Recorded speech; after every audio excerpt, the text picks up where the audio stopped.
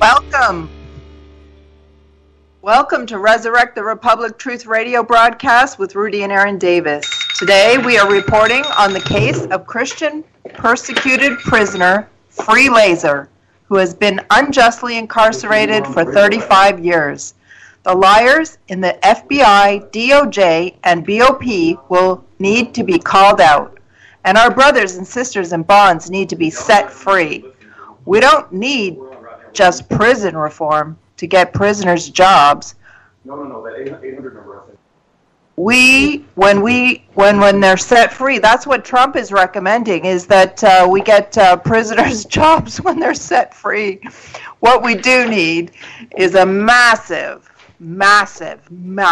overhaul of the criminal justice system. It's putting innocent people in prison for profit, and it's a cash cow for the judges and lawyers and the prison industrial complex, and it's just not right. And I know you can handle the truth. Amen. Thank you, Aaron. I sure do appreciate and love you, and I am such a blessed man with a wonderful wife like Aaron. You know, we're going to strive to give you an incredible program tonight to educate you about a man named Free Lazor. He's been unjustly incarcerated for a self-defense shooting for 35 years, and God willing, and all the technical difficulties aside, we're going to do our best, and if things go well, around the 9:33 mark, we may actually hear from him. I want you guys to think about what it's been like. You know, I did a calculation of his arrest date and how many days he's been in prison up until today, and it's 12,999 days in prison. That's over 35 years and 7 months, I believe 7 months and 3 days, if I'm not mistaken. So we're going to go through his case. Hopefully we'll hear from him. He has many supporters. I'm talking 200, 300, 400, 500 supporters that have written character reference letters. A man took his boot, broke down his door, came at him with a meat cleaver and a high-powered pellet gun.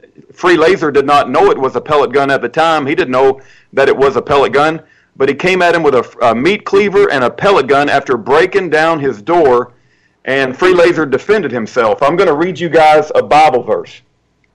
It's Deuteronomy 30:19. You know that I believe all the problems that we face in this world, the answers are in the Bible, and I want you to consider that you're Free Lazor, and this man has attacked you in the past. It isn't the first time that this man, John Allred, has attacked Free Lazor. Deuteronomy 30:19 says, I call heaven and earth to record this day against you, that I have set before you life and death, blessing and cursing. Therefore choose life, that both thou and thy seed may live. It says choose life. That's what Free Lazor did that day. We're going to cover the highlights of his case. We'll hopefully actually hear from him. I hope the technical aspect of this works out well, and I hope you guys can actually hear his voice as he calls in, and I hope that we hear from his good friend who's a Navy fighter pilot named Ken Massat later on in the program after we hear from Free Lazor. But before I get back to the case of Free Lazor, I want to review some of our previous political prisoners that we've covered right here on Monday nights on American Political Prisoners. And before I get to that, I think my lovely wife, who I am a very blessed man, I could spend 2 hours talking about my wife, but I think she has an announcement that she wants to make.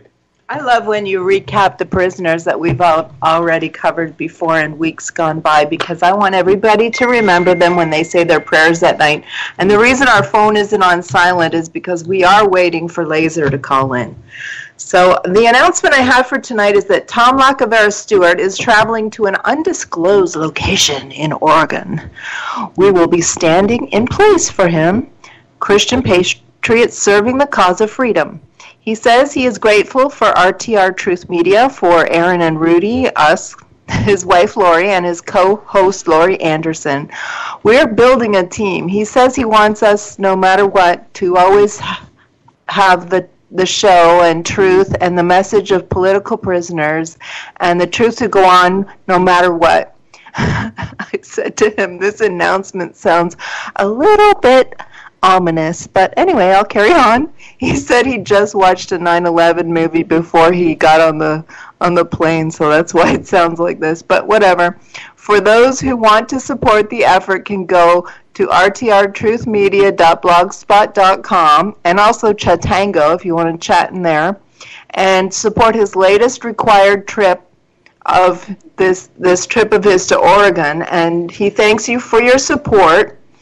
And also I want to remind everybody about tonight's call-in number. It's 1-800-313-9443. And I'm really hoping, if Renee's listening, that she calls me later this week, because we'll have time for her to talk to us. No, praise God. Thank you, Aaron. And we are going to cover the case of Free Lazor tonight. 12,999 days in prison for a self-defense shooting.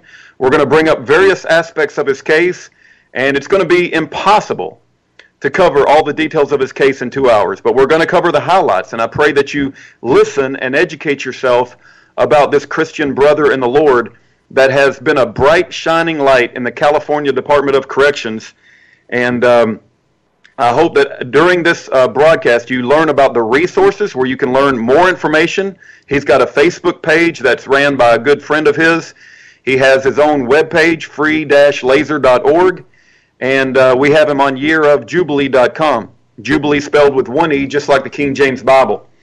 But before we get into Free Lazor, and we're hoping to get a phone call from him at the top of the half hour after the break, but I wanted to cover some of the previous prisoners that we have covered on this program right here on RTR Truth Media, Resurrect the Republic Broadcasting Network. And we thank God for Tom Lackabear Stewart that has given us this opportunity every Monday to cover political prisoners and persecuted prisoners, persecuted Christian prisoners, as in the case of Free Lazor.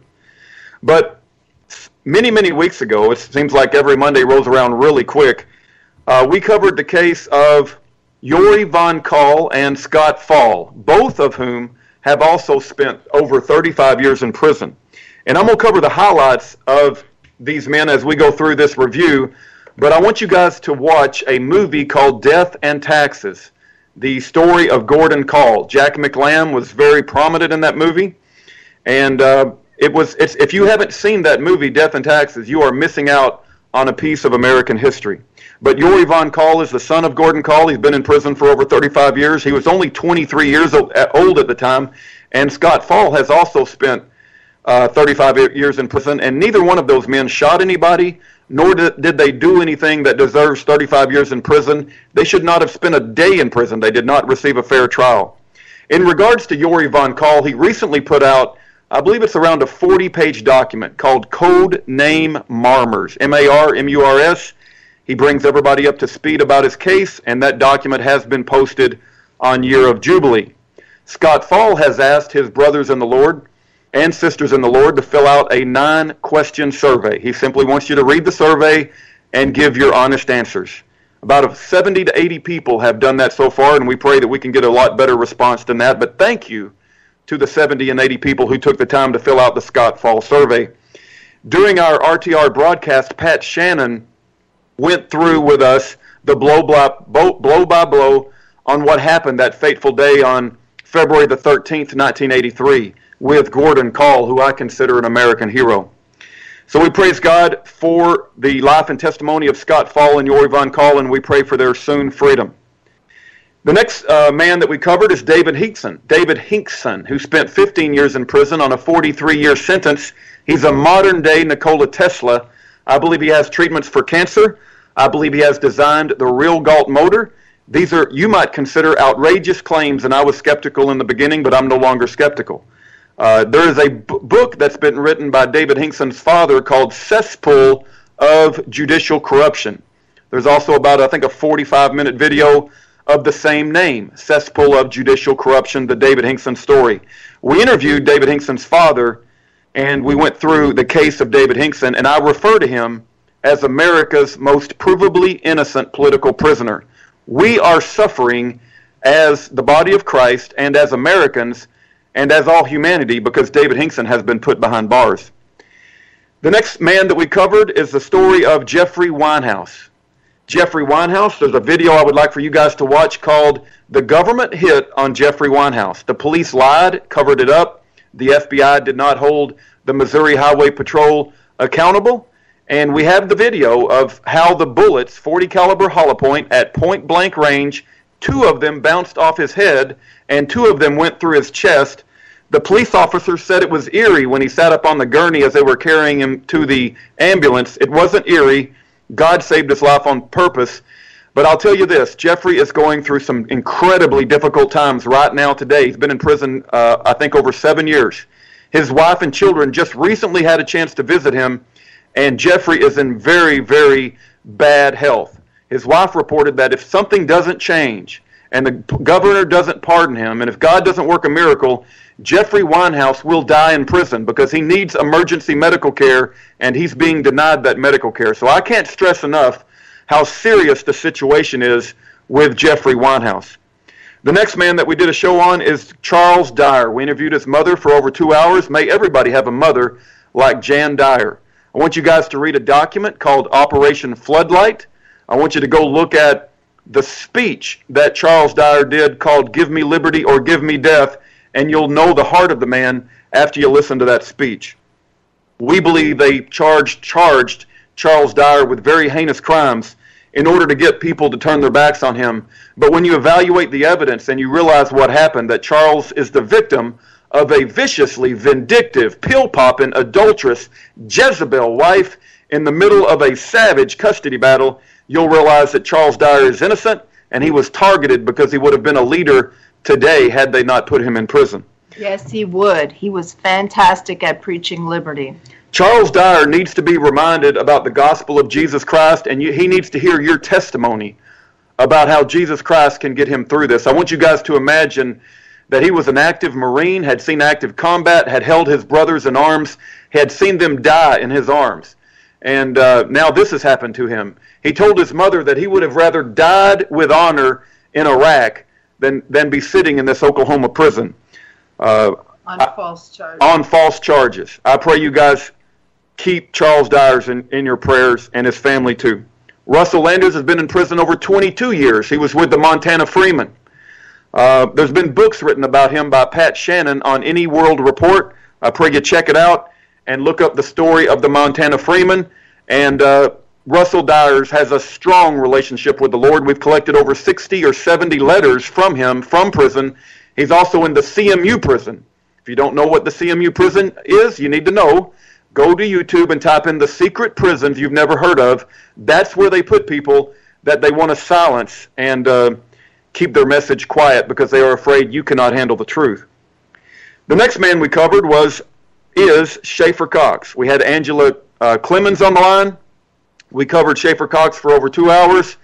And if you don't know about the case of Schaeffer Cox, I'm going to recommend that you watch a movie put together by J.B. Patterson. J.B. Patterson is the lead singer of J.B. and the Moonshine Band. If you've never heard the song, Shotgun rifle and a 45. That's right. Shotgun rifle and a 45. You need to look it up and listen to it. It'll become your new favorite song. It's great. But J.B. Patterson took time out of his busy career to make a documentary. It's a mini documentary called Department of Injustice. Go look at it. It's the untold story of Schaeffer Cox. Educate yourself about the man named Schaeffer Cox, and if that doesn't shock your conscience on how bad our judicial system is and why I hate the FBI, as a matter of fact, that's the name of my website, IHateTheFBI.com. I call for the eradication, dismantling, and complete abolishment of the FBI within the United States of America. They are the enemy of the American people, but let's not sidetrack. Let's keep our focus on these political prisoners. This is their night. This is the night where we give a voice to the voiceless. It's not the night for Rudy to rant for 2 hours about how bad the FBI is.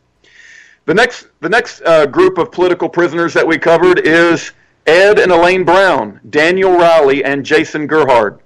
If you haven't seen the movie America, From Freedom to Fascism, by Aaron Russo, you need to watch that movie. You need to educate yourself about who Joe Bannister is, about who Sherry Jackson Peel is, about why they put Ed Brown in prison and why they've tried to kill him with noxious gases and why they have tried to deny him medical care and tried to give him bad food in order that he will die. Ed and Elaine Brown have not violent. They never called for violence. They never did anything wrong. And if you educate yourself about how they banned the Constitution from the courtroom and you educate yourself about how Daniel and Jason were called to support them, and all 4 of those individuals have spent the last 10 years in prison, it will break your heart. So I've covered previous prisoners that we've covered on this program, and I haven't even mentioned Mike Parsons or Bryce Quellar or Gary Michael Northington or Richard Taus. They're for future programs. But tonight we're going to cover the case of Free Lazor. It's Free Lazor's night. You know, there's a story in the Bible about a man who was trying to get to the pool to be healed, but it was always crowded. He never could get there, and every time he had a chance, somebody else got to the pool. But in the Bible, his friends made a path, and this is Free Lazor's night. We want to talk about the case of Free Lazor. We're hoping to hear from Free Lazor, and we want to talk to one of his best friends and supporters, Ken Massat. Now, let me say this. Usually when my wife and I get involved with a prisoner, they've been abandoned sometimes by their family. They have no friends, but that's not the case with Free Lazor. This man has hundreds of supporters. Many people have been following his case, but he has not got the attention that he deserves. Free Lazor should not have spent a day in prison. He was in a self-defense shooting. The man who broke down the door with his boot and came at him with a meat cleaver and what Free Lazor thought was an actual gun was on SSRI drugs. You guys know what SSRI drugs is? Bad. Don't take those. You know, I'm going to recommend a website to you guys, and I want you guys to check it out. The website is Kurt Danish, KurtDanysh, kurtdanish.com. And I want to read some of the things before we get to the break, but here's some of the things that Kurt Danish said. He was a young, average American boy. He was put on Prozac, and I think 17 days later, he shoots his father. It was completely out of character and shocked his family. Kurt Danish said to police, and you can learn about Kurt Danish at that website I just told you, "I was on Prozac. It's supposed to calm me down and level me out. But since I got on it, when something bothers me, it bothers me to the extreme. I just act differently. I don't have the energy or personality I used to. I spend half the time in a trance. I didn't even realize I did it until after it was done, and then I realized it. That might sound weird, but it felt like something else, like I have no control over what I was doing, like I was just left there just holding a gun. It felt like someone else shot him." Why is this important?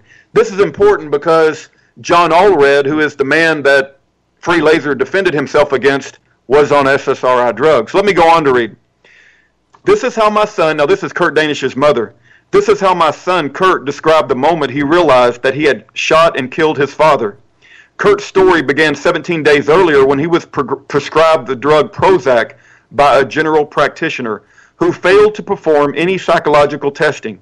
Shortly after beginning to take his Prozac prescription, Kurt, a normally outgoing teenager, became withdrawn and moody. By the second week, he was restless and violent.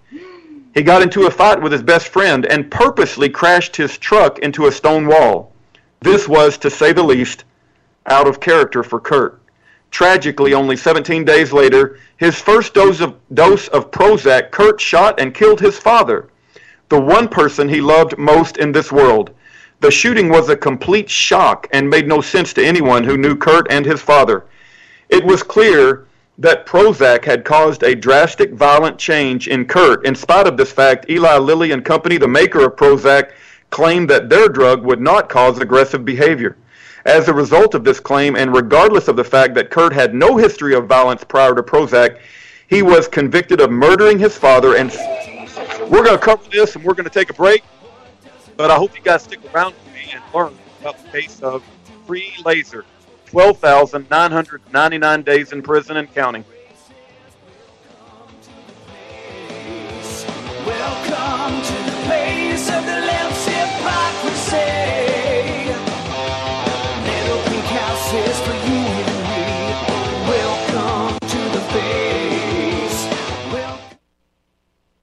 Corporate media dominates the American opinion. Finding independent voices that counter this avalanche is becoming increasingly difficult. With the endless corruption running rampant throughout our government, independent voices are needed more than ever to battle the offensive against our freedoms and liberties. As a listener of RBN, no one understands this concept better than you. Now it's up to you to do your part. The time has come for you to take action and begin broadcasting the truth to hundreds or thousands of people every month. Sound impossible? Quite the contrary. With pointed slogans from LibertyStickers.com, you can reach countless sleeping Americans unaware that they live in a real-life wonderland. LibertyStickers.com has a huge inventory of political bumper stickers and messages that reflect the truth about our government, our politicians, and the future of America. With so many in stock, there's one perfect for you. Visit us today at LibertyStickers.com. Again, that's LibertyStickers.com. Do your part. Your voice is important. Let it be heard. Folks, we're living in a world the likes of which we've never perceived any clearer than we do now. The plan for global governance has been in the works for generations and would have likely been achieved by now but for the fact that the globalists left open their Achilles heel. With all their tools, Federal Reserve System, fiat currency, no child left behind, and then Common Core education introduced to our schools to dumb us down, vaccines, pharmaceuticals to lobotomize us, GMO foods, insertion of compromised or bought and paid for politicians, judges, mainstream media propaganda, all pieced together like a puzzle designed to ultimately bring the world under submission. But with all their strategy, they forgot one thing: knowledge. And knowledge is power. With knowledge, their bombardment is nullified. Folks, with that, as brilliant and knowledgeable as you've become, among the wisest audience of any radio audience in the world, and you are, I want you to take a moment to reflect and ask yourself, how much of that knowledge did I obtain from Republic Broadcasting Network? How high has my consciousness been raised since I've been a listener? How fast am I now able to discriminate truth from fake news by being a Republic Broadcasting listener? How clear am I now able to see the world since I've been listening to RBN? Ask yourselves those questions, folks. Then ask yourself, what is that knowledge worth to me? Like my morning coffee, how would I survive without it? A voice of truth in a sea of lies. Do we not all need to make sure it survives? Like public broadcasting, we are now finding we can only survive with listener support. Censorship, advertisers being attacked, truth itself being attacked. It's the only way through this. We at Republic Broadcasting humbly ask you to become a supporter. Look at your budget and make a determination of what Republic Broadcasting is worth to you and what you can afford on a monthly basis. Go to republicbroadcasting.org and pledge $20, $30, $40, $50, if possible, $100 a month or more if it's affordable. Click the donate button and become a regular monthly donor. Assure both us and yourself that Republic Broadcasting truth will continue to flow like that morning coffee. The network thanks you.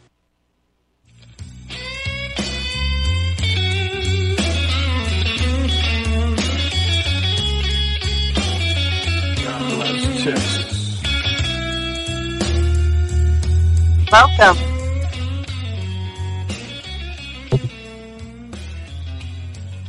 Welcome to Resurrect the Republic Truth Radio broadcast with Rudy and Aaron Davids from the Year of Jubilee website. We're down here in Texas, and our website is like a free resource center library for you to go and do your own research on all these prisoners that we talk about on Monday nights. And it's got their writings, it's got their transcripts, it's got all kinds of really important information for you to check out down on our website. And tonight we're talking to Free Lazor about his case of Christian persecution.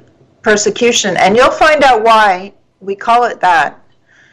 He has been in prison for 35 years, and he didn't even have a 35. I think his sentence was 17 years. We've got all these prisoners that their sentence is up and they're still sitting there. So we're trying to get to the bottom of it.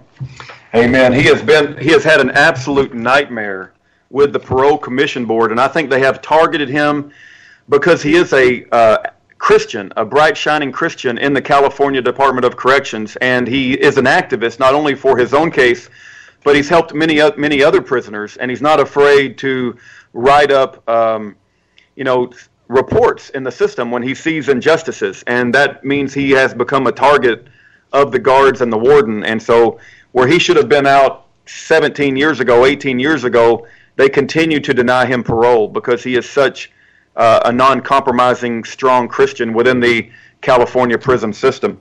They even put him at one point in a prison cell next to Charles Manson. He's been moved over 54 times in 35 years, and he has been in many altercations where he's nearly lost his life and suffered great physical damage. 54 times. Every time they move him, he loses his paperwork, and then he has to start over with his legalese, and he's got legal PTSD, legal... Post-traumatic stress disorder. Legal abuse syndrome. Legal abuse syndrome. And I think we're getting that just listening to them, but I can't imagine fighting for your life and having to deal with all that legalese. If you haven't heard that phrase, go look it up. It's a real condition, legal abuse syndrome, and I think Free Lazor is suffering from that.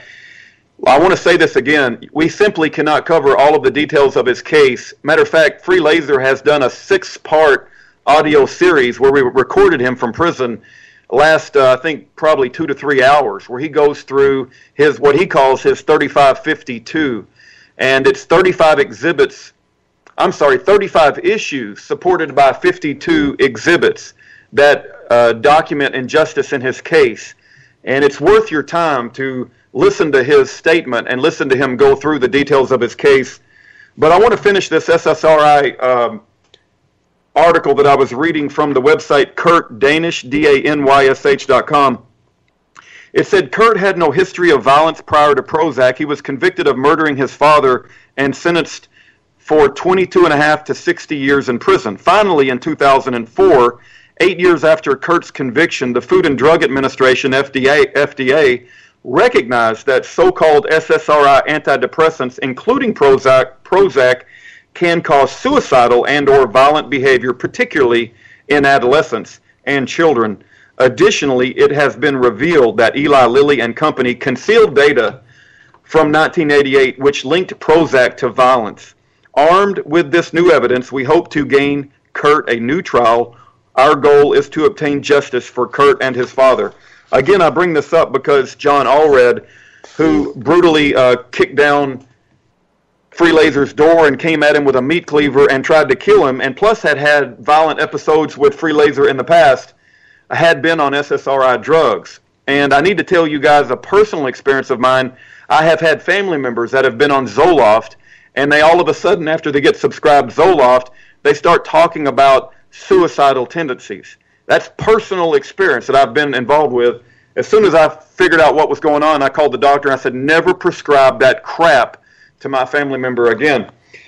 Now, Free Lazor made a decision to save his life that day. If you speak to the Amish, the Mennonites, or the Quakers, they have extreme views of biblical positions, and any of you guys that know me and my wife, we always want to have a biblical position for everything that we advocate for and every life activity.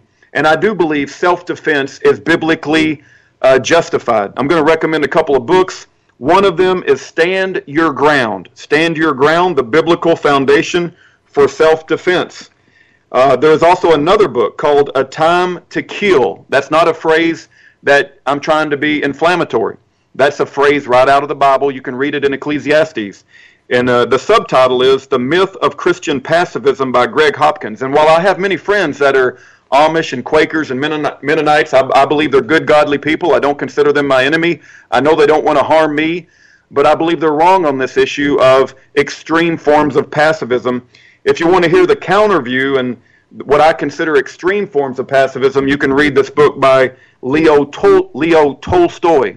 It's called The Kingdom of God is Within You, and you can basically learn how to give your daughters away to the enemy because you're not going to fight under any conditions whatsoever, even under marauding rapers and murderers, and even a marauding army. Their position is that you cannot in any way give them your daughters. Just hand over your daughters. I'm hoping after the break we're going to have a special guest, and whether we do or not, we're going to talk about the case of Free Lazor, 12,999 days in prison. We want him to get out.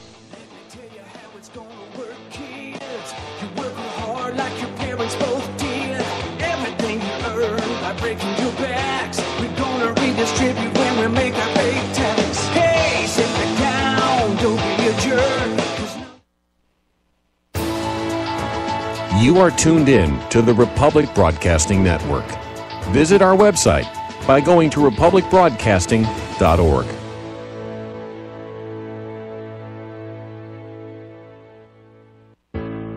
Do you or someone you know suffer from chest pain, blood pressure, cholesterol, or irregular heartbeat? Are you looking for a more natural solution to overcome these health challenges? You hear the ads all the time. If this stuff's so good, why doesn't my doctor prescribe it? That's easy. Doctors are not trained in natural medicine. Extendivite Heart Tonic does want you to be as healthy as you can be, and it really works. Take Extendivite for 6 months and your doctor will say, I don't know what you're doing, but don't stop. It's working for you. Get the dependability of Extendivite. Just see how you feel in 6 months. A 2-month supply of either capsules or liquid is only $69.95 plus shipping and handling. Call 1-877-928-8822. That's 1-877-928-8822. Or visit heartdrop.com. Extend your life with Extendovite. Corporate media dominates the American opinion. Finding independent voices that counter this avalanche is becoming increasingly difficult. With the endless corruption running rampant throughout our government, independent voices are needed more than ever to battle the offensive against our freedoms and liberties. As a listener of RBN, no one understands this concept better than you. Now it's up to you to do your part. The time has come for you to take action and begin broadcasting the truth to hundreds or thousands of people every month. Sound impossible? Quite the contrary. With pointed slogans from LibertyStickers.com, you can reach countless sleeping Americans unaware that they live in a real-life wonderland. LibertyStickers.com has a huge inventory of political bumper stickers and messages that reflect the truth about our government, our politicians, and the future of America. With so many in stock, there's one perfect for you. Visit us today at LibertyStickers.com. Again, that's LibertyStickers.com. Do your part. Your voice is important. Let it be heard. Without the right accessories, any guy can be off the mark. Whether you've invested thousands in your arsenal or you own a single trusted firearm, a visit to AROutfitting.com is in order. It's one of the finest online selections of tactical optics and AR parts and add-ons, like EOTech, quick target acquisition with no peripheral loss. Browse the full range of Nikon scopes and binoculars. AROutfitting.com can illuminate your world with Streamlight gun-mounted lights from keychain to large handhelds, up to 1,100 lumens. Find some... Thank you for using Global Townlink. Hello? Free, we're on commercial break. Oh. Hi. Hold on, we're on the air. Are we on the air, Mike? How are you doing tonight? Hi. I heard so much noise behind me. It's unbelievable. I couldn't even hear what you just said. Something about a commercial break? No, we're coming free. back in just a minute. Yeah, free. It's all you. Everything's a go, and we're so grateful to hear from you, and we would love to hear what you got to say, and we want you to use whatever prison time you have on this phone call to the best of your ability. We have told people about the resources that they can learn about your case, but we want you to have the floor and to say whatever you feel led to say. Okay, thank you, Rudy, and thank you so much for having me on here and doing all this selfless work for me, both this broadcast and all the other stuff you've been doing for me for months now. I appreciate it so much. I want to start with a couple of things. Today, Dr. Oz, who I've been talking about with you lately, Dr. Oz, August 13th, Monday, had on ABC TV, 4 o'clock p.m. our time in California. He hosted the subject of con artists moving into a person's established residence, pretending that they're just looking for a co-tenancy situation. They want to rent in. And they're like professional con artist terrorists, and they terrorize these people. They take over their houses, and they use the laws in a twisted way to literally push the original person out of their own house. And they take over the house and get it for themselves for free while the other person's still apparently paying the bills on it. So anybody that's listening can tune into Dr. Oz. Today's show, you can tune into it on his website, www.doctoroz.com. And also 4 to 5 days ago, I believe it was August 9, which is his Crime Thursdays Day, he had an episode of violent maniacs breaking into a person's houses to try to kill them. And they themselves were killed in 2 different instances that he had the person as a guest on his show. And those people are praised as survivors. They're given all kind of condolences for what they've been through and such. They're given public support where they should be, but compared to me instead, same exact situation. I got 35 years in false imprisonment that evolved into actual kidnapping by the CDC and the parole board over time. So I want to invite everybody to tune into Dr. Oz, those shows in particular, and also keep in mind that he is probably the foremost, in my opinion, the foremost and the best of all the shows, such as 2020, 60 Minutes, Dateline, Frontline, and a number of others that would be great for people to write to for my situation, but Dr. Oz is actually the foremost. I want people to understand that when they write or email or contact in some way these various places, that the key is persistence. They usually won't do a thing with one letter or a couple of occasional letters. I need a lot of people to persist. With the computers that we have today, it doesn't take a lot because you don't need to write a letter all over again like in the old days on a typewriter. You can just change the date, maybe change a little bit around, or send the same letter a couple times a week or several times a month. It'll only take a few seconds. If we could have 50 or 100 or several hundred people doing that, believe me, they will start paying attention to this case finally. The next point I want to make before I go further, I want to say something about the family of the decedent, because we're talking about the decedent having done a terrible thing and attacking me, a violent attack where he would have taken my life. There's no question about the fact that he came to kill me. So I want to publicly put it out there. I'm not making any aspersions on the family. I have nothing but love and respect and empathy for them and what they've been through in losing their son. So nothing I'm saying casts any bad aspersions on them, and I want to give them that, empathy and that care. So having said that, let me move on into my case is without question the foremost case in U.S. history that's been published, because I've spent 35 years doing very little other than researching cases, probably over 100,000 cases, certainly in the many tens of thousands of cases, and have never found a case that exposes as much what's called Brady issues. And Brady issue means where somebody on the prosecution team falsified evidence or hid evidence that was favorable or corrupted evidence or planted evidence or that sort of thing. There's no other case in published history that I've ever found that has as many things that I've proven now. The police, the DA, the coroner, several witnesses that they suborned to commit perjury and such, that they all got involved with my defense attorney, who was supposed to be defending me and was secretly working with them to plant evidence, to destroy evidence that was in my favor, to alter evidence, to manufacture evidence out of thin air. There's no other case like it. And in California, there's no other case like my case in that respect, and also other respects, such as hundreds of people recently and thousands over the last 10 years have been released on parole with the same sentence as mine. Every one of them that I know of, maybe one exception, other than that one sort of exception, everyone that I know of has extensive crime history, some as many as 70 felonies on the records, and they're all going home 10 and 15 years before me on the same sentence because they've singled me out for this mistreatment because I won't grovel before them and confess. This call and your telephone number will be monitored and recorded. They turn it into like a church confessional. So I won't go in and confess that I've been this terrible criminal all my life, and CDC, the prison system, CDCR is such a great place because it's rehabilitated me. That's what they want to hear. I can't do that, honestly, and so it won't ever be done. So let me move now to specifics about the destruction of evidence, the planting of evidence, and this sort of thing. By the way, Rudy, you may interject. I know you're giving me the floor. I appreciate that. But if you see me going a little bit astray because there's so much ground I'm trying to cover, and sometimes I'll get lost in the details, or if you have some question that arises or something we've already talked about, and you have some little piece of knowledge that it seems like I'm missing, by all means, please interject. So no, then the only thing I want to bring to your attention, I calculated the amount of days you've been in prison since today. It's 12,999 days, and our prayers are with you, and I've told everybody about your strong relationship with the Lord, and that's the only thing that could have allowed you to maintain your sanity and, just your mental state is your relationship with the Lord, and we praise God, and please use whatever time you have left, and we want people to educate themselves about your case.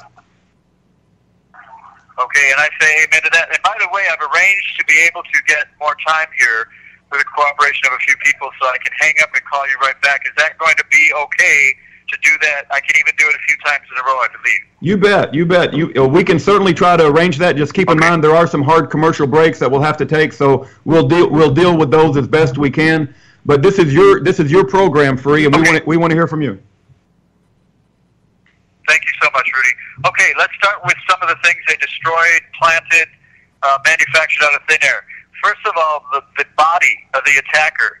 there are very few cases, there are a few published cases where somebody cremated the body in a murder case, but they've almost all, if not all, been after the defense got to examine the body and or that the gunshot wounds or stab wounds or whatever was involved in those other cases were not in question.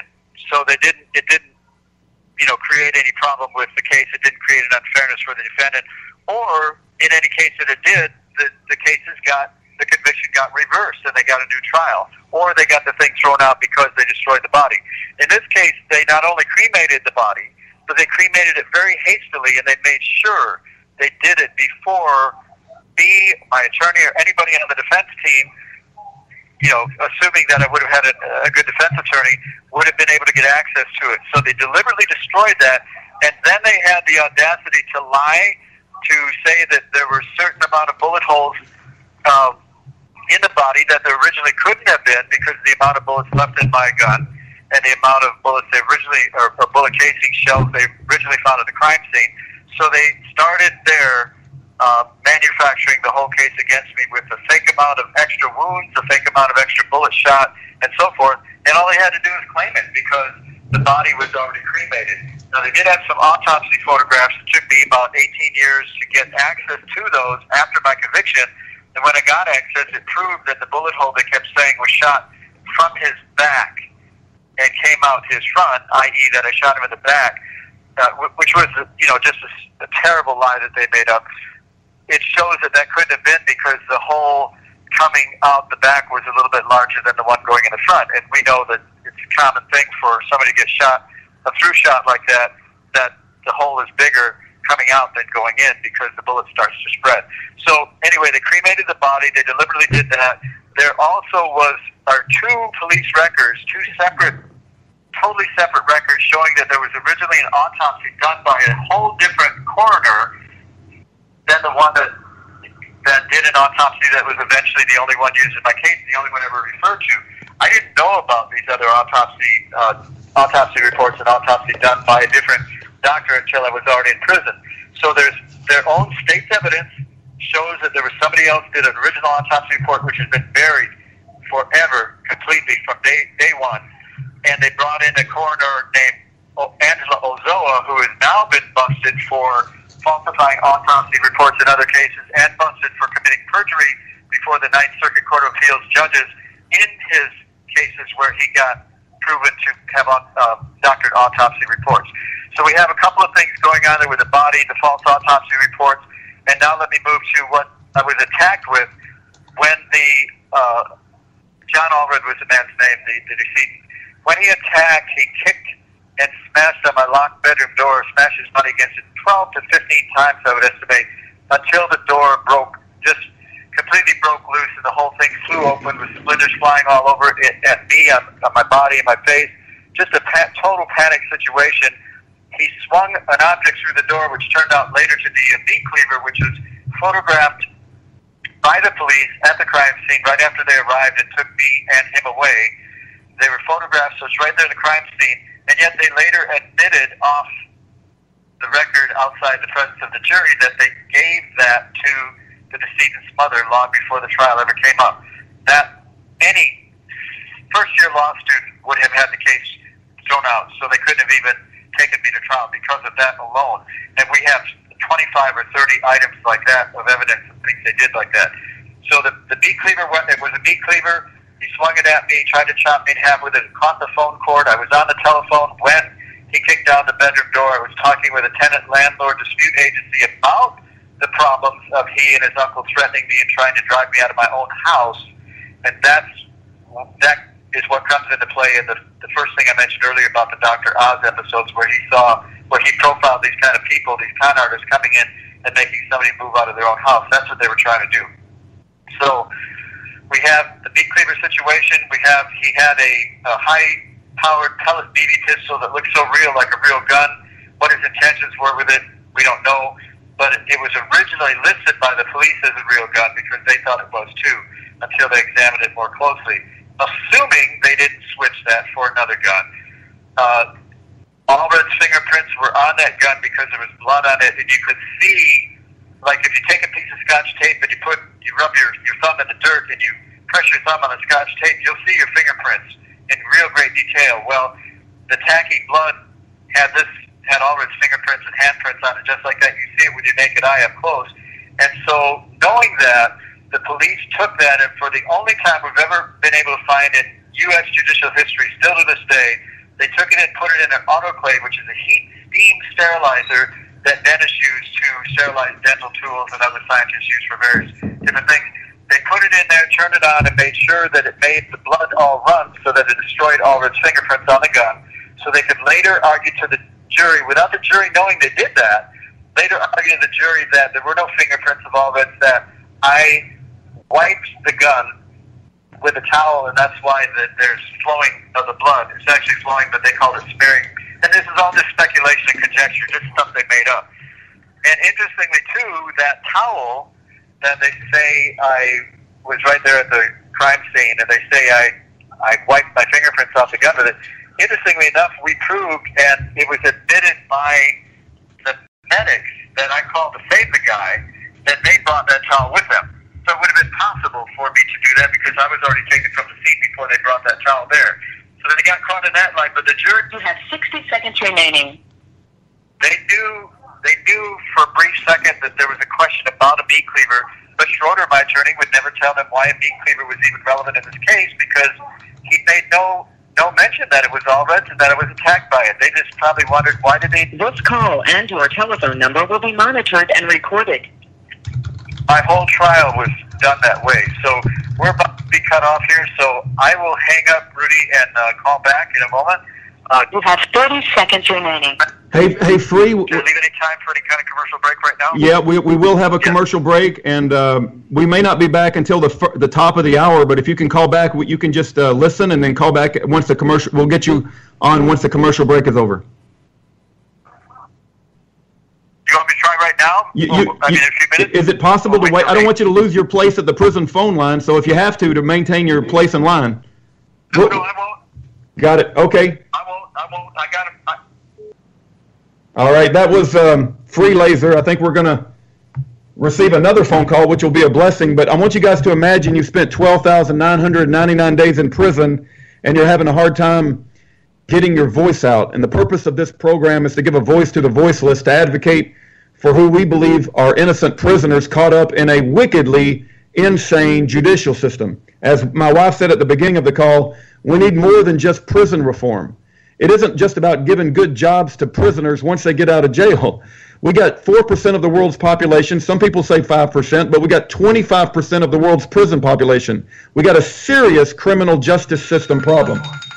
So this is Free again, but I think we're going to go to a break. We will try to get him on for whatever time we have left. Let's see. As you can imagine, dealing with Global Tel-Link, you have a prepaid call from Free. Dealing with this. The Salinas Valley State Prison, Further, California. Very good. Thank you. This call and your telephone number will be monitored and recorded. To accept this call, say or dial 5 now. Thank you for using Global Tel-Link. Hello, Rudy. Free, we're on. You keep going until we go to hard break. I think you got probably 6-8 minutes, something like that. Okay, just interrupt when you need to. Thank you. Body of the attacker. Okay, the jacket of the attacker, the overshirt of the attacker, the undershirt of the attacker. All of these, they actually took some of the decedent's clothes and threw it in a hefty garbage bag and put it out by the roadside to make sure the trash company, the commercial company, came and picked it up to throw in the landfill. But through a series of events, the bill's not being, because I was no longer there, they wouldn't let me go back to my house ever.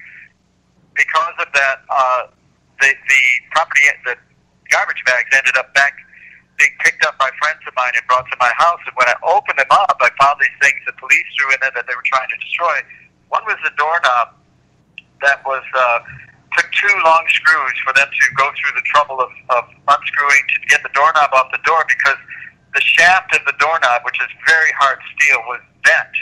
It was bent because of the amount of force that Allred used to kick that door down, which was that's a big issue in trial, as to whether he actually kicked the door down or whether we staged it or whatever, which was the prosecution's crazy theory that was based on nothing. But so they took that doorknob and threw it away. I retrieved it through, just fortuitous, good fortune, a miracle. I gave it to my attorney before I knew that he was working against me. This was right at the beginning, way before the trial. I gave it to him, asked him to fingerprint it, get the police's fingerprints that were probably on it to show that they had taken this off deliberately to destroy critical evidence and get my case thrown out of court, get the whole case dismissed. Instead, what he did is he hid it away in his own desk drawer, ruined the fingerprints on it by handling it himself copiously with no gloves on, and refused to let the jury know about it, and refused to give it back to me until months after the conviction, where I had to file a complaint with the state bar to get it back. So that's the kind of attorney I had, and he did things like that with everything, helping the DA, helping the police to frame me for murder. Let me go into, the clothes, some of Allred's bloody clothing, and a sheet that they apparently used to mop up some of the blood there because he was wounded pretty bad. Those things were also put in that bag, and they threw them out. That kind of stuff is critical evidence, always, especially the shirts he was wearing. So ultimately, there was still a jacket and at least one shirt, and they let mold grow on them. They didn't preserve them so that they could then make a motion that they wouldn't bring it into court for the sake of health reasons. And so instead of my attorney objecting like any decent attorney would and asking that the case be thrown out again for tampered evidence, This call and your telephone number will be monitored and recorded. my attorney, Wesley Schroeder, just stipulated everything they wanted. So when they asked, we'd like to just not bring them in and not let the jury know about this. So stipulate, Your Honor. That was his favorite saying. His other favorite saying was that the police, the DA, and all the state's agents are first officers of the court like he is, and his chief duty, his first duty is to make sure they don't look bad to the jury or the public. So he would not say, he admitted, he would not say anything or do anything that made the police or the prosecutor or the coroner look bad, even when I presented him with all this evidence showing that they had framed me and had been destroying evidence, planning evidence, such he didn't want any part of that. He deliberately concealed that from the jury and from everybody. Hey, Free? Yes. Yeah, you might have already covered it, but did you cover how he was on SSRI drugs? Because I did bring up the case of Kurt Danish, and I have read and educated myself a little bit about that, and I looked up his website, and I think that's very important that he was on SSRI as well as the cremation of the body, as well. Right, and this is, I even had some empathy for him because he was sort of a victim too. I'm talking about the attacker that did this to my life. Is that he was taking these SSRI medications, which we didn't know all about then. A lot of this information wasn't discovered until years later, but my attorney should have checked into it. He wouldn't touch it with a 1,000-foot pole. The prosecutor carefully manipulated the statement about that he wasn't on certain drugs based on blood tests, but he really limited that, and he did not test, or at least if he did test, he hid that there were other drugs that were in Allred's system. And those things are still available today, at least they tell me, to be tested. And I need, financial help, and I need attorney help, and I need forensics expert help to get those kind of things tested. But we know for a fact that the last place he was, other than possibly a stop at a pharmacy, was with his doctor in Oakland, California, came straight from there with a possible stop at the pharmacy to pick something up that maybe he didn't get from the doctor directly, and came straight to my house and did the break-in and the attack. So he probably took those medications right then, as well as he had been taking them over the past few weeks and maybe as long as a few months. And those were reflected in other things he did. He attacked me.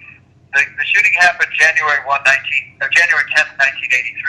He attacked me on December 20th by diving across a table in a restaurant at me and clutching my throat to strangle me. And his uncle, who had set up that meeting, was sitting right next to him, big man, over 400 pounds, had to lunge across the table at him and pull him off me to get him off me. The guy was bloodthirsty.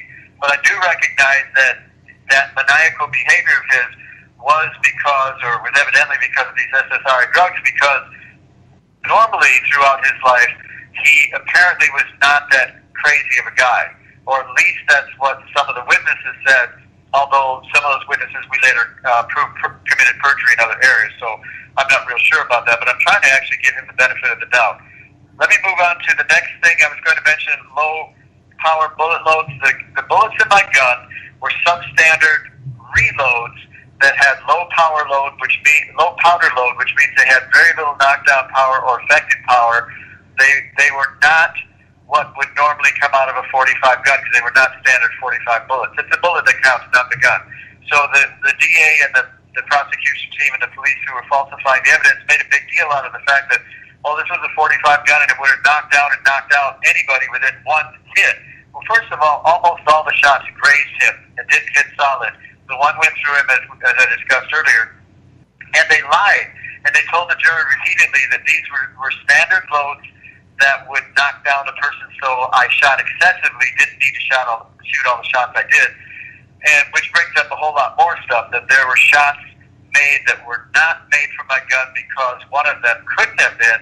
It was too small of a hole in his body, and that was another reason they cremated it. I don't know. I don't want to speculate as to who and how and why those shots took place, but that shot was too small to have been made by a bullet from my gun.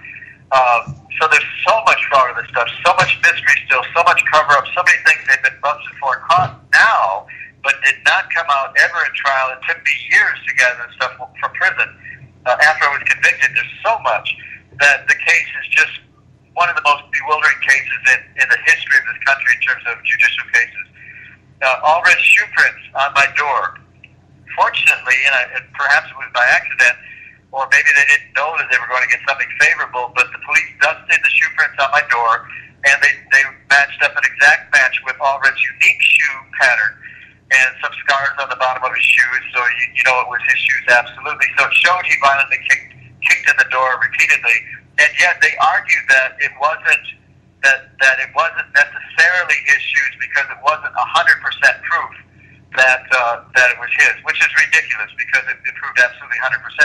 But they argued that and all the things like this that were in my favor, where a little bit of them were put into trial and the jury got to see a glimpse of some aspect of it. They were all downplayed, including by my attorney. They were all little bits of them instead of the entirety of them, and a lot of them the jury didn't even understand what the significance of some of these things were.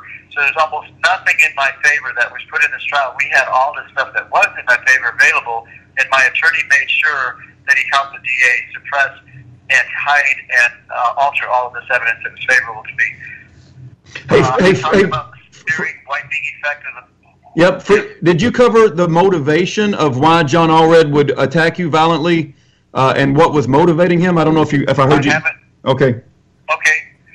Let me go into that right here. He moved into town, into Los Gatos, which is where the house was. He moved there from, I guess, about 100 or 200 miles away, Stockton, and he found out that I bought the house from his uncle prior to him moving there to town. He came into town homeless. The uncle asked me if I would let him stay at my house for 3 weeks. I'd already bought that house from a guy named Paul Garnier. Paul Garnier's uncle was the attacker, the one I shot. I let him stay in my house. I'm just trying to help people. That's the way I was, and that's the way I am still today. I try to help people, so I let him move into my house. He moved a room full of furniture in, and then he moved out. 3 weeks later, he left some of his property there.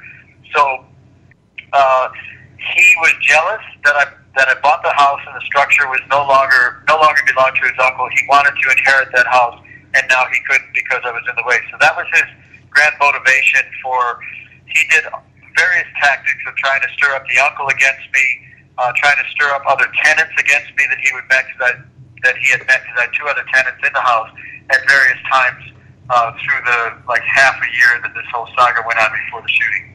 So I think that covers what you wanted to know. Does that cover it, Rudy? No, you bet, and thank you for that, because I think that's important for people to know that he had a motivating factor to come at you the way that he did, and then any other things you want to cover, free in whatever time you have, but I think it also might be good to talk about, what do you think motivated the lawyer to do such a bad job? I think his name was Wesley Schroeder, and to sell you out. It's certainly not uncommon to hear about lawyers selling out the defendant and selling them up the river, but what do you think motivated your lawyer specifically? I don't know, but I want to say he didn't do a bad job. He did a great job. He did a great job of what his purpose was, which was to sell me down the river. I want to make this point clear. He was not an incompetent attorney. He was not ineffective counsel. He was very effective as to what... This call and your telephone number will be monitored and recorded.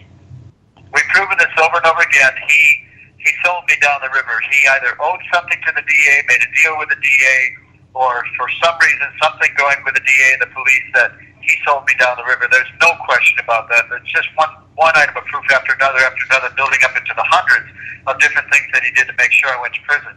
I don't want to speculate, Rudy. I don't know. I mean, I could.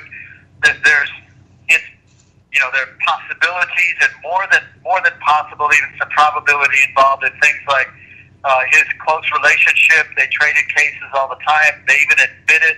They trade cases. A DA will ask a defense attorney, hey, I really need this because election time is coming up. I think it was close to election time.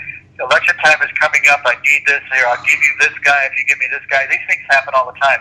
Santa Clara was noted at that time, a very worldwide well-known journalist named Rob Warden, who worked at the Chicago Times at the time.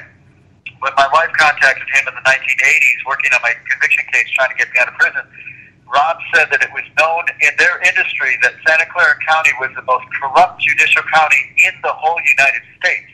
I don't know how many counties are in the United States, but there's something like 57 counties in California, and some of the states have even more. So that's a huge amount of counties for this to be the one outstanding of all the counties in the United States to be known in the journalists that do judicial stories to know that it's the most corrupt in the state. Now, it's probably not, or in the country rather, it's probably not the most corrupt in the country anymore. It may not even be the most corrupt in the state, but it wasn't known for that at the time.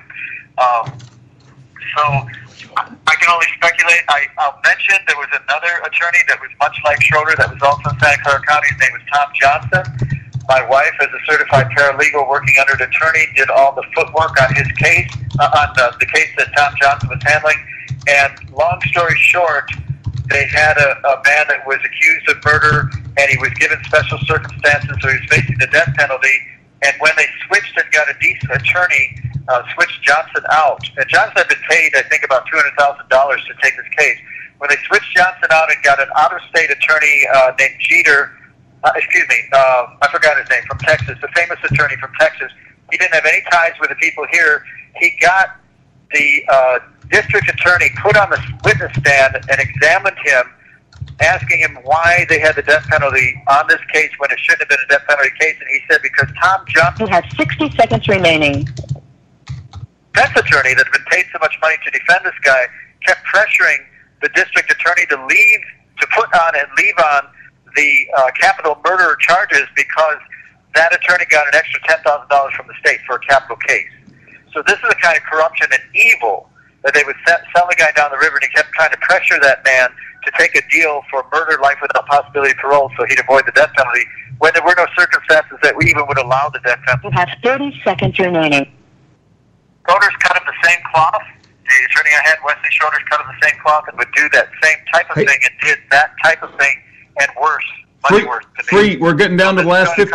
It's going to try again. Yeah, if you want to try again, let's go for it. Free. Let's do a third round if you can make it. If not, we understand. But please call back if you can. Hey, take this one because I got it over there. Let me go ahead and go. I'm going to get back with you in a few minutes. Okay. Okay. Very good. All right, that's Free Lazor. We're very blessed to be able to skip the breaks and to listen to him call from prison. Keep in mind, this man has been in prison 12,999 days. We have articles. I don't know if you guys know Officer Jack McLam. Officer Jack McLam was a very honorable officer, most, I think, decorated officer in the state of Arkansas or Arizona. I can't remember exactly which. He was a hero. He certainly was. And he put out a newsletter called 8 in a Bed. We have an article that Jack McLam's newsletter put out in the winter of 2004, and it advocated for Free Lazor in 2004, and it said this man has been in prison 22 years, and now here we are in 2018, and he's been in prison 35 years. There was a American Free Press article that recently came out on Free Lazor. If you guys will check out page 30 of issue 14. He's back! But we're going to give Free Lazor his time tonight, and this man has a message. Global Kelly, you have a prepaid call from... The same thing happened in the case of... an inmate at the Central Park Five. They weren't guilty of the crime, and because when they went to parole, they didn't show remorse, they weren't allowed out. And the same thing happened with Scott Ball. Thank you for using Global Tel Link. Okay. All right, Free. I was just telling everybody how Officer Jack McLam had a article about you after you'd been in prison 22 years with aid and abet. There was an article written about you in American Free Press. I think it was issue number 14 on page 30 called Miscarriage of Justice. And so, your case has been covered by American Free Press, Officer Jack McLam. I'm sure there has been other articles over the years, but I don't want to take away your time, and this time is precious, Free. I do understand that. And our prayers are with you. I mean, my heart breaks when I think about what you've been through, and I'm just surprised that you've been able to maintain your sanity. I know it's because you have a close relationship with the Lord. Amen to that, and I thank you for that mention, and I agree with you totally. Okay, let me cover a couple other things, and hopefully I'll get one more shot at this even after this call is over. But let me cover what the parole board is doing. My case, again, is totally unique before the parole board. I mentioned a little bit of this earlier, but I don't think I mentioned enough of it. Every time that I go to the parole board, which has been about 7 or 8 times, they deny me parole again, saying that they can keep me in prison for the rest of my natural life based on this, what I call the installment plan. Just every 3 to 5 years, or even more than that, they can put me off for up to 15 years of time now before the next parole hearing, and just keep bringing me back and deny me parole, because every time, right before the parole hearing, like within a few weeks or 2 months before the parole hearing, I get hit with false disciplinary misconduct reports. We call rule violation reports, RVRs, we call them out here. Rule violation reports, and they're petty. They're like I stepped over the line out of turn, or I was on the yard when I wasn't supposed to be, or I raised my voice to the librarian. They're all lies. All these things. I toe the line like nobody can even believe, but like nobody else does in here, to make sure that I don't get accused of those things, but then I do. And a number of different times, they put another prisoner in the cell and actually solicited them to attack me, encouraged them to attack me violently. And so for the last 25 years, I quit even defending myself, but I will try to, I won't fight back to defend myself, but I will try to, restrain the guy. So the last time this happened, it was actually the first time in about 15 years that they documented one. It happened and it shut off my parole the last time around, got my parole denied.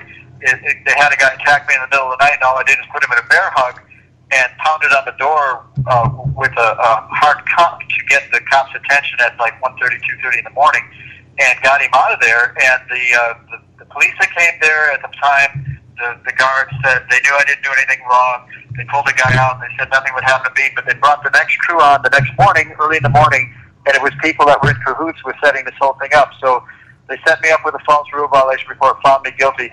This is judge, jury, executioner, accuser, all rolled into one, and they're prison guards.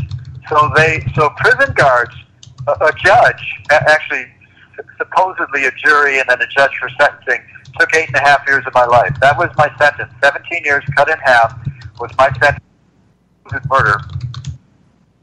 In 1992, because I got the halftime credits, working prison jobs, and that sort of thing. So you get 2 days credit for every 1 day you serve in prison. So at 8.5 years, May 1, 1992 was my mandatory release date. But when I went to the parole board, they hit me with these rule violation reports, and they say, well, we can keep you in. Shows that you're a danger to the community, which is the only basis they can keep you in prison past your minimum eligible release date. You're a danger to the community because you were on the phone out of turn, or because you were on the yard when you weren't supposed to be, or because the guard says it looked like you might have been fighting when you were locked. You had this guy locked in your arms, swaying back and forth, like actually trying to keep him from bashing my head in anymore. So that I've done 26 years in prison for guards' reports against me, and 8.5 years in prison for supposedly committing murder. Think about that. And they do it. I'll go years without any disciplinary report against me. I have glowing reports about being a model prisoner, and then all of a sudden, right before the parole hearings, they do it again.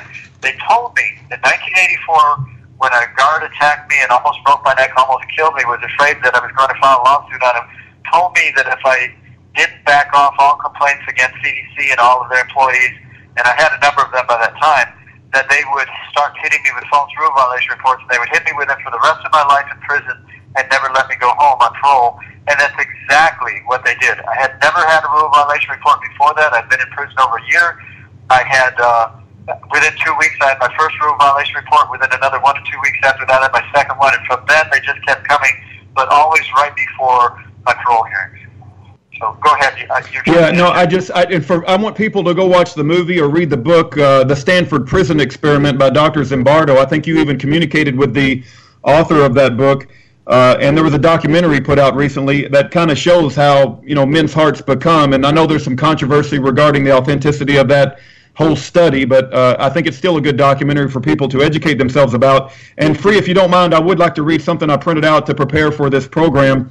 This is about Dr. Angelo Ozoa. I know that you've told me about he was your coroner, or the coroner in your case. And this particular article says, on June the 30th, former Santa Clara County Chief Medical Examiner Coroner Dr. Angelo Ozoa charged by the State Medical Board with gross negligence, incompetence, unprofessional conduct, and acts of dishonesty or corruption while performing a 1995 autopsy on Galbraith's wife, pleads his case before an administrative law judge in a 3-day public hearing in Oakland. Ozoa, now retired, could be stripped of his license or put on probation.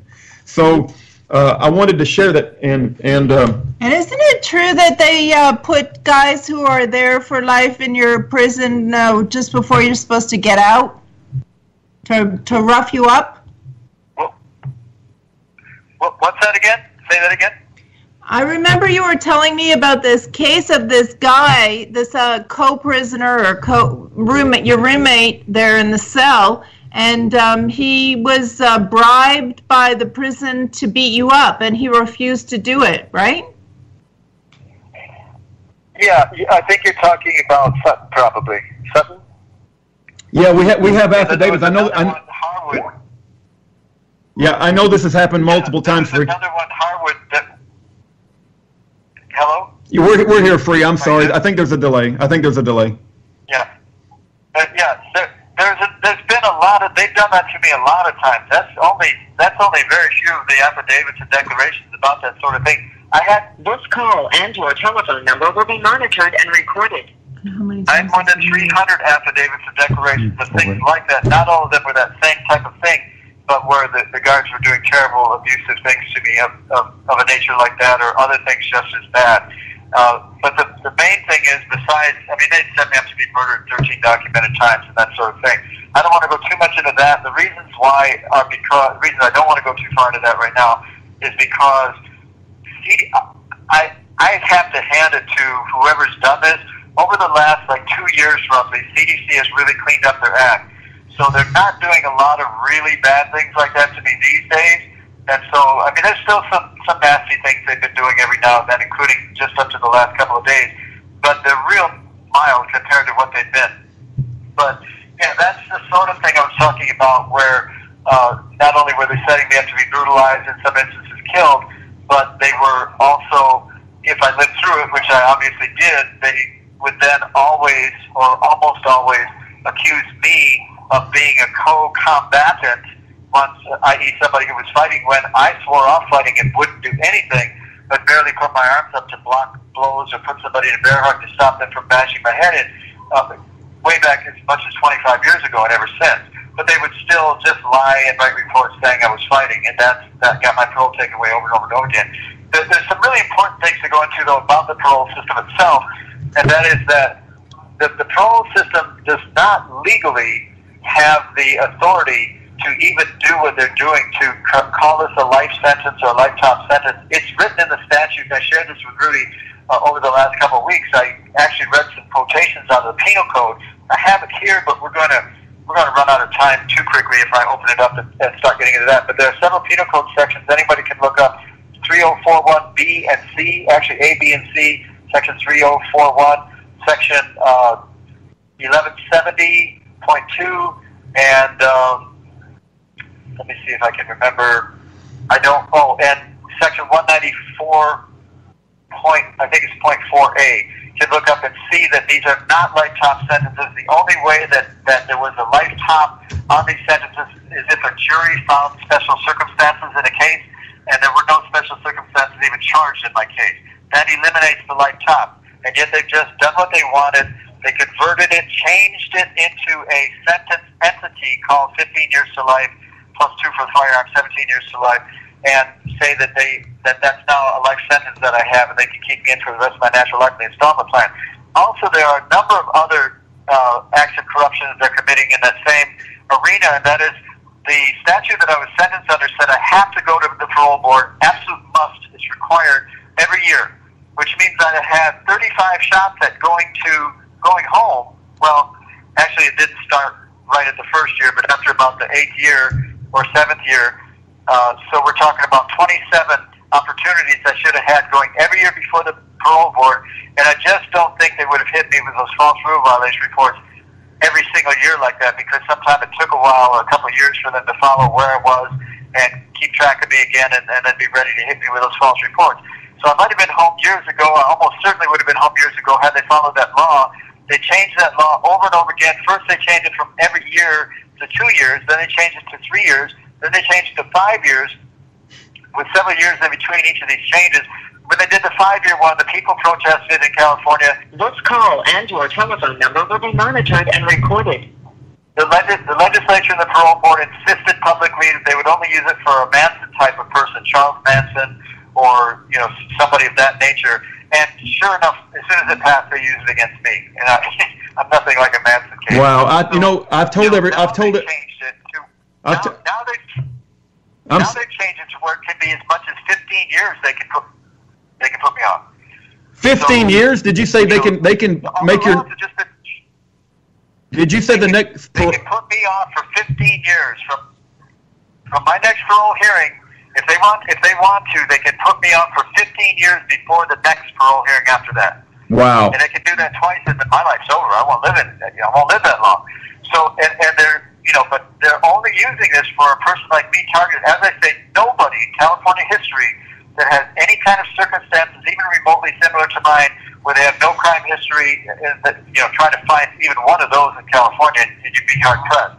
But if you could find somebody who had very little crime history, and anything like mine where it's actually very mitigated at worst, where it's not an aggravated circumstance, the law is clear. It says you can't keep that person past their minimum eligible parole date, and yet all those guys are going home that have really bad circumstances way before me. There's one guy I know here, I know him well. He just went home a few months ago. He killed 2 police officers. He was busted for both of them. He murdered 5 people in prison. 3 of them he got thrown out on a technicality in the prison system. 2 of them he got convicted of. So he got 2 police murders on the street, 2 murders in here, 3 they know he did, but on technicality he got out.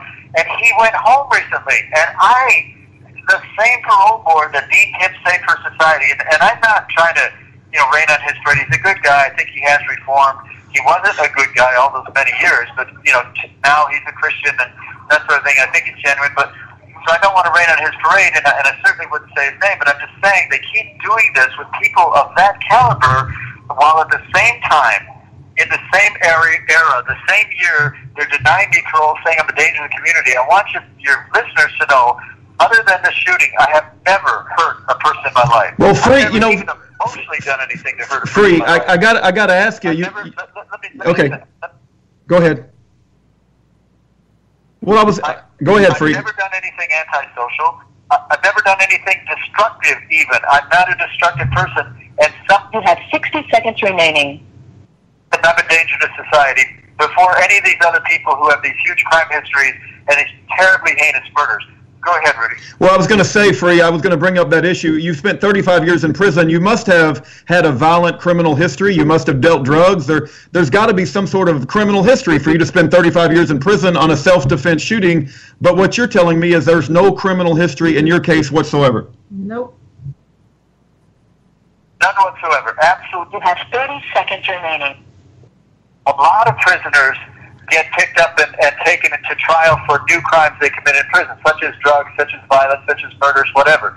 I've never had anything like that, and I've never had any kind of violence in prison or out of prison. I've never had any kind of drug history, never had any of that stuff, ever. I hope we can get one more call to finish this up, because I want to talk about writing the warden and writing the director of California Department of Corrections. Yep. So I hope so. Yeah, okay. That was Free Lazor. And if he calls back, we'll take his call. I don't know if we have to go to break. Let's find out. I think... Commercial. Do we need to go to commercial? If not, I do have something. No, we're good. Okay, very good. Well, hopefully Free will call right back. I want to read something for you guys who believe that CSI Crime Labs, and if it comes from the crime lab, it absolutely has got to be true, because you've watched all your movies and you know the crime labs are impartial. Radley Balko, B-A-L-K-O, wrote a book called... Would you mind? Mm-hmm. We're going to accept Free's calls for the last time, and we're going to ask him how we can help him. But Radley Balko wrote a book called The Rise of the Warrior Cop, The Militarization of America's Police Forces. And I want to read what he wrote about crime labs and the epidemic of prosecutorial misconduct across this country, and how men like Free Lazor can spend 35 years in prison and get lost in the system. Okay, I have to hang up by 8:30. I don't know if your broadcast ends then anyway, but there's somebody else that has the phone by then. How many more minutes do you have, Free? How many more minutes do you have? 9. Okay, 9 minutes. Okay, okay, very good. Go ahead, Free. The floor is yours. Okay, let me say this. We have a new warden at this prison that took office today, from what I've been informed. Her name is Tammy Foss, F-O-S-S. I think people should write her on my behalf. I think people should write Scott Kernan, the Secretary of CDC, if he's still in office. He's retiring this month. I hope people will write immediately, because Scott Kernan has known me since way back in the 80s when he was a lowly guard, and now he's the highest-ranking member of CDC, right below the governor of the state of California. So I hope people will write both of them on my behalf about just the pertinent things, not necessarily all the stuff about the corruption in my court case, because that stuff's real old and they really have nothing to do with that. But as far as the rule violation reports having kept me in prison all these extra years, there's one really big thing too, is that we have, there are 21 rule violation reports in my prison file right now that state in their own regulations and rule book that you cannot have a rule violation report for this situation, where, for example, where the person that found me guilty, the guard that found me guilty, also classified the rule violation report and also did work on it in the investigative stages of it, or so-called investigative stages, or writing of the report. So these are the type of things that Ms. Foss could do something about. Now, I want to say I talked to this woman, Tammy Foss. I talked to her about 2 weeks ago. She is the most remarkable, fantastic person I've ever met in CDC in my 35-year history.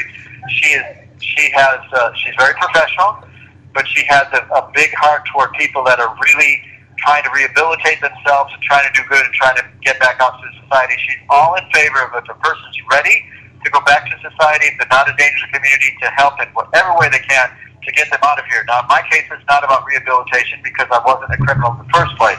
So it's a little bit different twist, but I'm just saying she's of the mentality, she's of the care, the genuine concern, treating us and recognizing us as human beings and not as some kind of trash or animals to lock up and throw away the key on. So it's very important. I urge people to write Tammy Foss on my behalf. I urge people to write Scott Kernan, the Secretary of CDC. Rudy, you can give them the addresses at a later time. And I recommend Dr. Oz, foremost of all the media people, 2020, 60 Minutes, Frontline, Dateline, and several, wherever other ones are. There may be ones I don't even know about. But the key is persisting. Get a letter out and get another one out a week or two later or a month later, and set a time for a couple of times a month to just put a new date on the letter and send it out again. Emails, letters, whatever communication ways there are. So let me give the floor back to you, Rudy, because you may have questions or something else I should be stating at the end here, wrapping up, that I might have forgotten. No, Free, I just wanted to say that, our prayers are with you. The more I learn about your case, the more travesty that I realize is going on, not just you, but I think there's a lot of innocent people in prison, but your case is especially atrocious. 35 years, never should have spent a day in prison. Yeah. I am reminded of this crime lab, and Angela Ozoa and crime labs in general. There was a recent article that came out, and I'm going to try to bring it up free in whatever time we have. But call and your telephone number will be monitored and recorded. Here's the last part of what you said. I missed it. I just wanted to read a statement by Radley Balco. He wrote a book about the rise of the warrior cop, the militarization of America's police force. But there's a statement that was put out by a particular U.S. judge, and he said there's an epidemic of a prosecutorial epidemic in America because they operate with an immunity, and so they get away with this sort of thing while innocent people languish in jail and get lost in the system like you have. But for people that believe in crime labs like Dr. Angela Ozoa and they think that they're impartial, Radley Balco said crime lab analysts are supposed to be neutral parties interested only in getting the science right. But the system is often structured in a way that makes them part of the prosecution's team. In fact, many jurisdictions, crime labs, and coroners would be a part of that, actually get paid per conviction, not per analysis, about as clear as a perversion of objectivity as one can imagine. So I'm concerned that our entire criminal justice system needs a massive overhaul. And what's happened to you with the parole commission? Yes. Yeah, it is, and it does absolutely. Let me mention, I got about 2 to 3 minutes left. Let me mention a couple things real quick about Angelo Ozoa. He passed away some years ago. Before he did, I tried for years to get the California Medical Board to de-license him and to tear into this thing and maybe even get me a new trial, and they refused to do it. So the corruption went right on up into the medical board completely, and absolutely they fought me tooth and nail to make sure that they didn't even take his license away from him. They never did. They let him retire, and then he died in retirement some years later. The other thing is, I was going to mention about the whole... Shoot, I lost my train of thought. Well, I can share with you one of the things I've seen in the Parole Commission Board, not only in your case but in other political prisoners that we advocate for, is they want to see remorse. And if you don't show remorse, you absolutely become a target of their venom. And I believe in your case, since you believe you're innocent, you're a self-defense shooting, and you don't show, thank you for rehabilitating me, and I was this terrible criminal, and thank you for what you've done in my 35 years. They're not going to let you go because you're not showing the proper submission that they want you to show. It's kind of like a Shadrach, Meshach, and Abednego thing. You're not going to bow down. Let's say a prayer. Well, that's exactly what has happened and what is happening right now. Hopefully that will change, but I'm not going to change because my integrity won't bend on that, even if it costs me the rest of my life in here. I just can't do it. It's just not in me to do something. I get so much pressure from prisoners here. We do these lifer groups where we learn what things the parole board wants to know, and these guys are rehabilitating in these groups. And I get so much pressure from these guys. I'm the only guy in the group that has the integrity out of 30-man groups to say, no, I will not bend, I will not lie to the parole board, I will not go in there and say, yes, I've been a terrible criminal when I never was. I will not say, hey, I'm rehabilitated now, and because it doesn't fit me. I believe we will be able to get my freedom, even when I maintain that position, but it's cost me an awfully lot of extra years. As we know, 15 years more than most people with cases way worse than mine in the same sentence or even worse sentences. I was acquitted of first-degree murder by a jury. Guys that were convicted of first-degree murder, which is way worse than the second degree I was convicted of, they have gone home 15 years before me on the higher conviction, the much harsher sentence. Okay, with that, I've got to go, Rudy. Again, thank you so much. I thank your audience listeners. I'm very grateful to everybody that will write in and do anything. We need all kinds of help in other areas. Anybody can help me look up information and just be in contact with me as a correspondent and such. I would appreciate any kind of help in all those areas. And again, thank you all so much. Hey, Free, please know that our prayers are with you. Hebrews 13:3. We're going to play your song, Never Want to See Another Mother Cry, and we're going to talk to your good friend Ken Masad if he dials in. God bless you, Free, and we're not going to abandon you, and we're going to pray. We're going to pray to God. God bless. Thank you so much. I know Ken Masad is listening. I talked to him right before I called you the first time. All right, gotta go. Thank you. Okay, bye. God bless. Bye bye. Well, there he goes. That's Free Lazor, 12,999 days in prison. After the break, we're going to talk to a Navy fighter pilot named Ken Masad, who's been advocating for him for over 20 years. You are tuned in to the Republic Broadcasting Network. Visit our website by going to republicbroadcasting.org.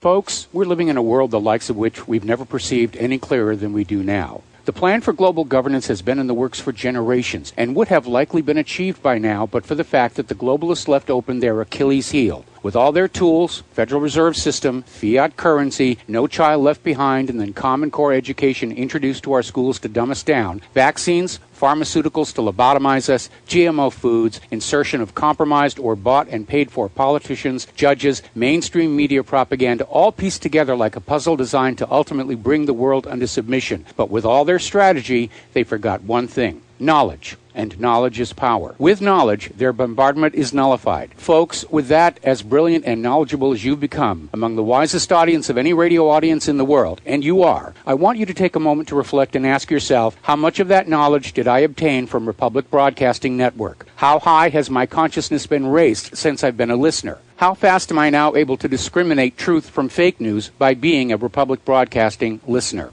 How clear am I now able to see the world since I've been listening to RBN? Ask yourselves those questions, folks. Then ask yourself, what is that knowledge worth to me? Like my morning coffee, how would I survive without it? A voice of truth in a sea of lies. Do we not all need to make sure it survives? Like public broadcasting, we are now finding we can only survive with listener support. Censorship, advertisers being attacked, truth itself being attacked. It's the only way through this. We at Republic Broadcasting humbly ask you to become a supporter. Look at your budget and make a determination of what Republic Broadcasting is worth to you and what you can afford on a monthly basis.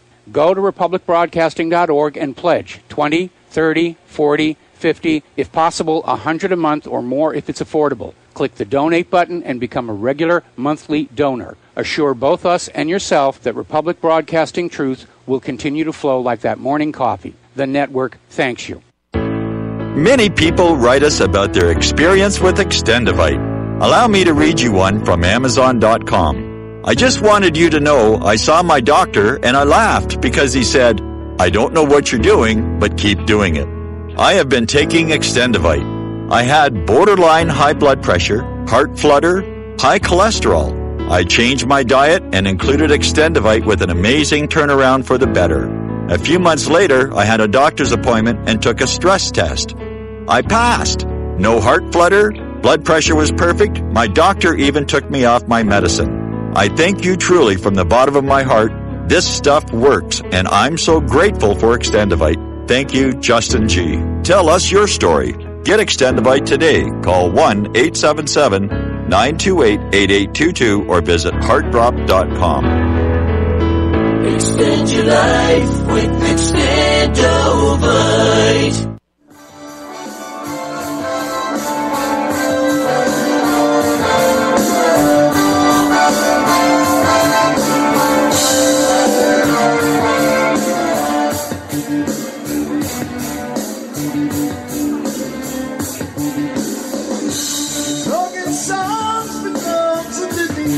Welcome back.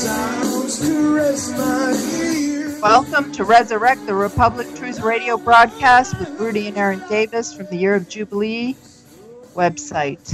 And that's spelt with one E. You can go and look up all kinds of information on Free Lazor there with his paperwork and legalese. And we just spoke to him for about an hour, and wow, he really laid out his case quickly, and it's been 35 years since he's been in there on a self-defense shooting. And we really covet your prayers for this good man. He's a good Christian man, and I think even the pastor at his prison said that because he says Yeshua, he shouldn't be allowed out. It's Christian persecution. You know, judgment will begin in the house of the Lord, and he's got some very interesting stories. It's incredibly difficult to cram all of the knowledge that he's gained over 35 years to advocate for his freedom into a radio program. But for him to have this time tonight was an absolute blessing. I mean, it's a voice from the darkness. And Ken, I hope you're on the phone, brother. I consider you just an encouragement to me. I know you've been in the prison ministry work much longer than me. I want to introduce you to the audience as a Navy fighter pilot. You've been advocating for free laser for much longer than us, I think 20 some odd years, maybe longer. And welcome to the program, Mr. Ken Massat. Okay, well, thank you, Rudy. Rudy, can you hear me okay? You're coming through loud and clear, Ken. Okay. Well, I have been very touched by the life of Lazor. People often ask me how I got to know him. Well, we've had a prison ministry for 30 years, and I guess about 25 years ago, we saw his name needing people to write to him, and we started sending him Christian material, and that became better known, and got it. Started carrying a credit card for phone calls that he could call out and get some consolation that way. But, in all the prison ministries we've had, you never know really if the guy is guilty or what. You just want to help them in their Christian walk, But people often ask, what did he do? Well, as we got to know more about it, has become an incredible story. But my prayer tonight is that somewhere in this land, police, there is someone, a young attorney, an old attorney, or semi-retired, whoever, is going to pick up the gauntlet and carry this in a lawsuit against the state of California, because just the information we've heard tonight, and I've got a few things I'm going to share with you here, is enough to set up a multi-million-dollar lawsuit against that state. And they've been notified. The governor's been written many times. Scott Kernan, the warden, head warden of the Department of Corrections out there.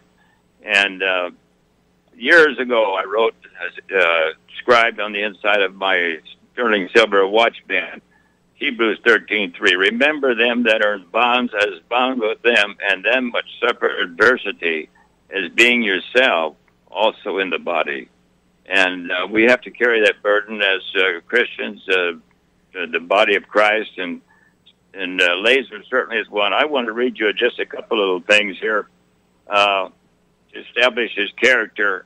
And again, I make an appeal, a broad appeal across this land. If someone knows, I've written to several law schools out there in California, hoping that there'd be some young student who would want to make his mark and pick this up as and even some professor assign it to a student as an assignment to take on and just see what they could do with it. I have written to one of the best lawyers in the history of this country. He's semi-retired now. He's 89 years old, and his name is Jerry Spence. Lives up in Wyoming, and I've been in touch with their office up there, just hoping that he would. He's had big cases like Imelda Marcos. He won the case for her back in New York, and in a lot of cases, he went for many, many years, never lost a case. I'm reading a book of his right now, How to Argue and Win Every Time, and it's got a lot about family arguments, which goes way beyond the legal arguments, and it's very interesting. So, but the amazing thing here with Lazor talked about being set up, for in advance of any parole hearings. Last June in 2017, that was when he was supposed to have his last hearing started on June 6th, I think it was. And there was a fellow prisoner that gave an affidavit, a 3-page affidavit for Lazor that he presented to the board at the hearing, and it was so shocking that they terminated the recessed the hearing for an internal investigation. Well, the internal investigation went on for 6 months, and during that time, I and a lot of other people provided evidence to them that there was some wrongdoing going on here. And the only thing that resulted was that they intimidated this other inmate, so he was afraid to say anything on the record. And they have I've got his affidavit right here in my hand where he signed it, professing it to be true. But then when they recessed, after the recess was over and they started the hearing in November, this last fall, the first thing the Commissioner Peck, as the head of the parole board, he says, well, that inmate only has a 4th degree education. He could not have written that, so we're ignoring it. Well, the fact is, in legal work, anybody knows that you don't have to be able to write to sign an affidavit. If you can sign your name X and have somebody write it for you and read it to you, and you say, that's what I want to say, you sign it. That's good. That'll hold up in court. But this guy, they just chose to ignore it because he just had a 4th degree education. But I just want to read a couple little excerpts from this letter. Is this coming through okay? You're coming through great, Ken. We're coming through absolutely great. Okay. He said he was transferred there into Lazor's cell. He says Lazor is of the white race, was a professed Christian by religion, was very adverse to having television going on in the cell on a regular basis, and he was about 5 feet 10 inches tall with a thin stature of about 145 pounds and nearly 60 years of age. In contrast, I am an African-American, was definitely not of the Christian religion orientation, am a TV addict, needing my TV playing about all day and then some, and was much larger in stature than Lazor. I outweigh him by about 80 pounds, was in excellent physical fitness shape, very strong in my mid-20s. I had just arrived with the aforesaid official paperwork stating I was particularly violent, had just come from a situation of violently attacking someone. And these Officer Holguin and Officer DeLuz and all other officers involved were aware of these specifically conflicting causes for vexation between me and Lazor. Skipping over here, once I was situated in the cell with Lazor, Officer Holguin came to the cell door and without veiling his motives at all, openly insisted that I should physically attack Lazor in an act of violence and brutalize him viciously because he had it coming. Among his reasons were that he proclaimed that Lazor hated all blacks and liked to incite violence against black inmates, and suggested that Lazor would no doubt physically attack me if I didn't get him first. Over the ensuing days, Holguin also went about spreading rumors throughout our building to other inmates, overheard repeatedly, that Lazor was a child molester and should be beaten or worse due to that. But Lazor showed documentary proof that he had never had any kind of molestation or sex history, contrary to what Holguin was spreading, and numerous black prisoners attested that they were friends with Lazor, which is proven true by my personal observation. In the 2+ weeks I was celled with Lazor, Officer Holguin repeatedly came to the cell door, overtly inciting me to brutalize Lazor and assuring me that I'd not be written up or punished for doing so, but that Lazor would, even as solely a victim. Holguin repeatedly stated to both Lazor and me that he was intent on doing whatever it would take to make sure Lazor would be locked in the hole with fabricated rule violations charges so severe that he'd never get out of the hole. That's, in case you know, people don't know what that is. You go into total isolation. It's very like going to a black box in prison, in foreign prison, and would stay there forever. And similar statements, it became somewhat routine for Holguin to come to our cell door and make such comments.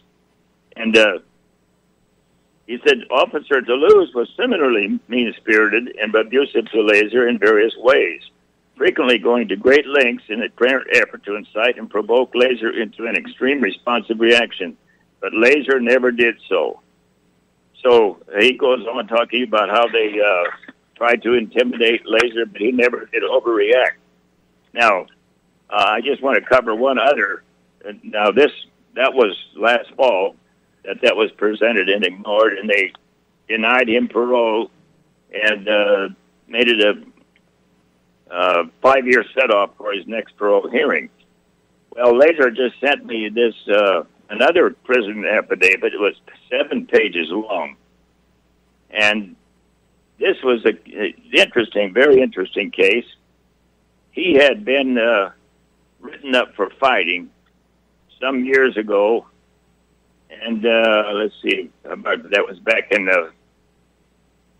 5 years ago.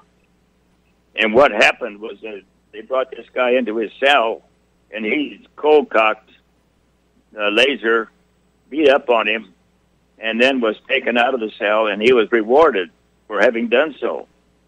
Well, so that was 5 years ago. Well, just earlier this year, this guy's name was Harwood, and he ran into Lazor out in the yard, and he said to Lazor, "Do you remember me?" And Lazor says, "Of course." He said, "Well, I just want to apologize for what I did, and I'll do whatever I can to make it right." He wrote this 7-page affidavit explaining what happened, and it was, I just want to highlight some of this. I'm not going to read this whole thing for you, but it's very important, and is evidence of the way they're abusing Lazor out there. He said, "My testimony in this affidavit is entirely my own and made of my own free will. Lazor did not approach me, nor did he initiate a request for this affidavit. Rather, I offered it in hopes it could vindicate him in some way. My statements have not even been the least bit influenced by Lazor, nor by anyone or anything else. I emphasize this fact in the strongest possible terms because Lazor expressed to me that in his recent parole hearing, he was wrongfully accused of taking advantage of some other inmate. And by influencing the written statements in an affidavit concerning another matter. That certainly is not the case here, and that is totally out of character of Lazor's consistent, honest behavior I've come to know.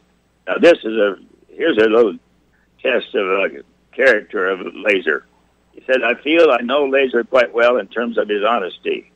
He meticulously goes the extra mile as a sort of personal trademark to be scrupulously honest, reliable in total integrity, and forthright. Someone who can be counted on in all situations for truthfulness and sound judgment.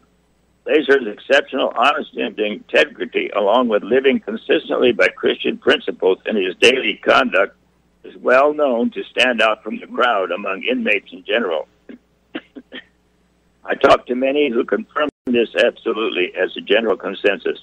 Additionally, every one of my personal interactions I've had with Lazor and my many observations of his going about his business confirm this opinion without exception. Lazor is known among the prison population in general as a very unusual prisoner who never breaks his word, who is patient and tolerant of others, and who is helpful to them, while completely trustable to be honest, fair, and above board in his dealings with everyone.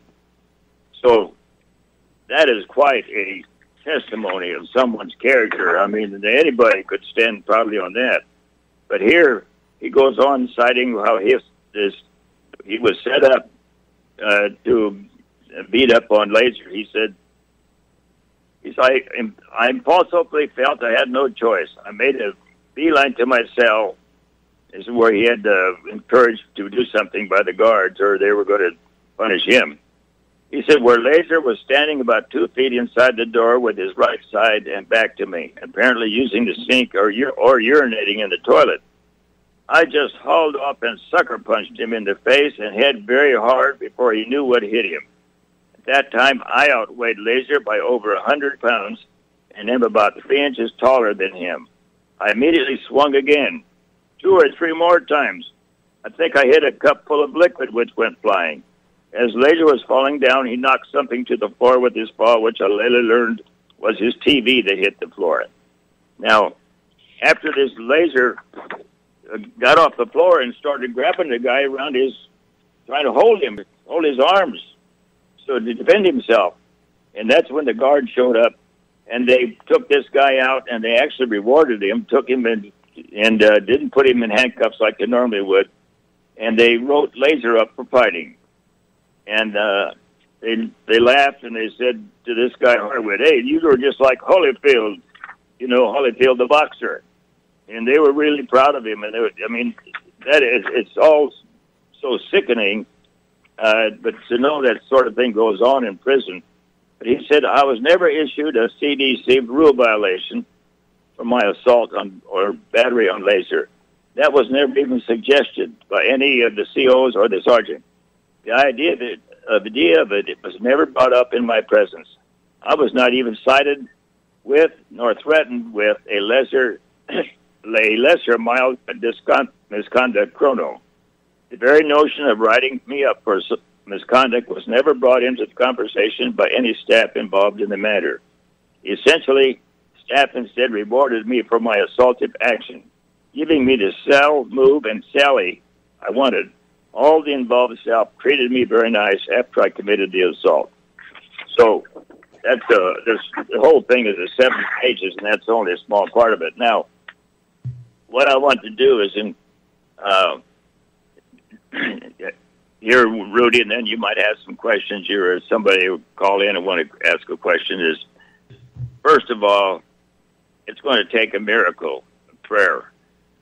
This has gone on so long. It's a despicable case of injustice. But we pray for Lazor, and he's on our list of prisoners. And we pray every morning on our knees after we read the Word. Every night we're laying in bed holding hands, and we pray for family members and Lazor because he's high on our list because of all this is going on. So I appeal to everyone to not only put him on your prayer list, but write down some of this information I'm going to share with you about places you can write. And as I said, you can do like I do. You write a letter, and it can go to several different people. All you got to do is just on your computer, just change the address. And you might change a couple of other words like Dear Scott Warden and Dear Governor Brown and a few things, but you can fire off some letters real quick that way. And it's easy just to file another one, just change the date the next, a couple of weeks or a month. But here's some ideas I would like people to write down if they are able to. First of all, 60 Minutes had something on the terrible injustice in treatment of prisoners in California back early this year. And then just a couple of weeks ago, I saw Scott Kernan, the head of CDC, who was on last winter, was being interviewed by Oprah Winfrey. And he was waxing very humane. And she said, well, I'm proud of you for trying to rehabilitate prisoners and in your attitude and everything. He says, yes, he's changed, So I wrote to Scott Kernan. I said, I saw your appearance on 60 Minutes last night and then awoke at 3 a.m. knowing I must write to you on a matter of great personal concern. You appear to have a character of mercy, so please hear me out. I've written to you in the past about your inmate, Free Lazor, without a response. I have seen and experienced a lot in my 78 years. I served as a Navy fighter pilot leading missions from a carrier over Vietnam, and now am a retired airline captain. However, I've never seen a case crying out for justice such as the one involving Mr. Lazor. He is in his 35th year for second-degree murder involving a case of self-defense. And then I want to cite some of the injustices. But just 2 weeks ago today, there was a case down in Florida. Some may remember it was on national TV where a guy had shot another person. It was a big black dude knocked this old white man down, and the white guy pulled his pistol out. He was concealed carry guy, and he shot the black dude. Well, personally, I think he was a little bit hasty in shooting the guy because the black dude was standing there not advancing anywhere, and he wasn't going to do anything with a gun on him. But the guy was vindicated for shooting because of Florida's Stand Your Ground law. Well, I can tell you this. Lazor was, California did not have what is called a castle doctrine where you can defend yourself and protect you in your home. You can shoot somebody in your home for sure if they're breaking in on you. It wasn't passed yet, but at any rate, even whatever, when a guy's breaking down your bedroom door and he's coming at you with a meat cleaver, if that's not a case of clear self-defense, I don't know what is. And so I mentioned this to Scott Kernan. I said the Florida man was shot an unarmed man in a weak case of self-defense and was not arrested. Lazor shot a man who broke into his bedroom with a weapon and was justifiably shot by Lazor. I am also enclosing some other items for you now, for your review. And I always close my letters with Proverbs 3:27, withhold not mercy from them to whom it is due. And I've never received an answer from Scott Kernan, but I believe things like this will weigh on his conscience as he's about to retire, I've heard, in a month. But I'll give you a couple addresses here. Scott Kernan, Director of Corrections. You can just put CDC. 1515 South Street, F1515 South Street, Sacramento. And this address of Sacramento, and then the zip code is the same from Governor Brown, Sacramento, California, 95814. If you want to write to Governor Brown, you just put State Capital, Sacramento, California, 95814. And then we have 60 Minutes. You can go on the internet and you can get the address for 60 Minutes. And also on Warden Tammy Foss, he wanted you to write. What you can do is you can write to Scott Kernan, Kernan, and copy Warden Tammy Foss. And her address would be Salinas Valley State Prison, and that would be Soledad, California. Salinas Valley State Prison. That's all you need. Soledad, Soledad, California. And let's see, the area code. I'll get that here in just a minute. You might have it there, Rudy, and some of your stuff. I got a handful of material here. You bet. Did you have anything? No, I just want to say. Anything? Yeah, no, I just want to say how grateful I am that Free Lazor has a friend like you that's been advocating for him. Can I ask you how long you've been advocating for Free? Yeah, I'd say it's about 25 years. I can't remember the exact date it started, but it's been a long time. 25 years. May we all have friends like you, Ken. May we all have friends like you. I think we're going to come close to the end of the program, and I want to put out some resources for people that want to dive deeper into his case. One of the websites that Free Lazor's friends have put up is free-laser.org. You can also go to yearofjubilee.com with one E, just like the King James Bible. And then also, you can go to his Facebook page, free.lazor. I think we're going to close out with a song. But, Ken, I want you to know that I join you in prayer. We appeal to God Almighty that God will use the Christians that are here in this here in this case. And we want to join together in prayer to the Creator of the universe, whose name is Jesus, that he will act to set Free Lazor free. Here's a song that Free Lazor sung over a phone from the prison. It's called Never Want to See Another Mother Cry.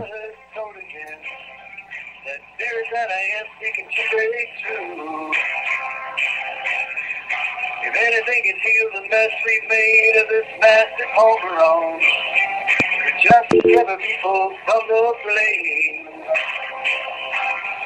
If true salvation comes, it won't be through man's blazing guns. The loss of all is all that man's way gains. Fly away from this old dying world. Fly away to another time, another space. Fly away in your decayed and cattle face. The one has come to take his place.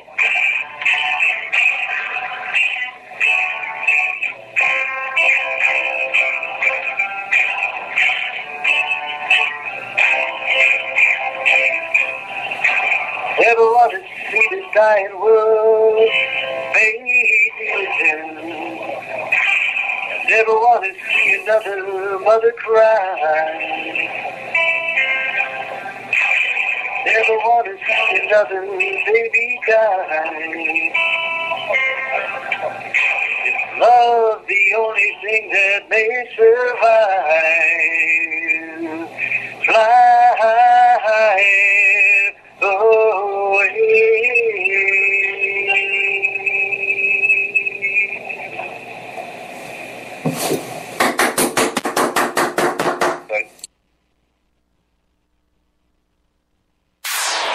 listening to Republic Broadcasting Network, because you can handle the truth.